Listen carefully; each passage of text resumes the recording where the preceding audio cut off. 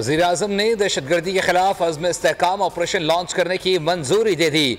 चारों सूबों GB और आज़ाद कश्मीर के दरमियान इत्तफाक राय के बाद ऑपरेशन की मंजूरी दी गई।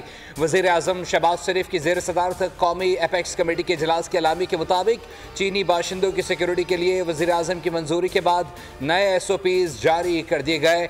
शहबाज शरीफ बोले, हर मामला फौज पर छोड़ देना खतरनाक रविश है।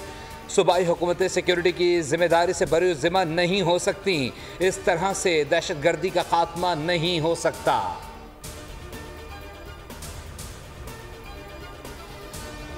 सनाउल्लाह मस्ती खिल का हज आसिफ के लिए नाज़ेबा अल्फाज। हुकूमती अरकान फट पड़े, ऐवान मछली मंडी बन गया। हुकूमती अरकान ने स्पीकर डाइस का घेराव कर लिया। शदीद एहतजाज, डिप्टी स्पीकर ने अल्फाज हंस करवा दिए। स्पीकर कौमी असम्बली एजाज सादिक ने सनाउल्लाह मस्ती खिल की रुकनियत बजट सेशन के लिए मअतल कर दी। मस्ती खिल पूरे बजट इजलास में ऐवान में दाखिल नहीं हो सकेंगे। जरताज गुल बोली, हज आसिफ का शीरी मजारी को ट्रैक्टर ट्रॉली कहना क्यों सबको याद नहीं। अहम इजलास में मुअत्तली ज़्यादती है। PTI ने एहतजाज का ऐलान कर दिया। अपोजिशन लीडर उमर अयूब का army chief general Asim Munir से कोर कमांडर कॉन्फ्रेंस बुलाने का मुतालबा।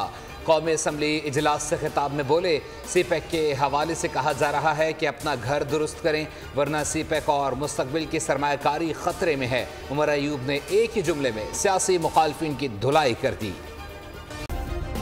सब्सक्राइब करें और बेल दबाएं ताकि कोई खबर रह न जाए।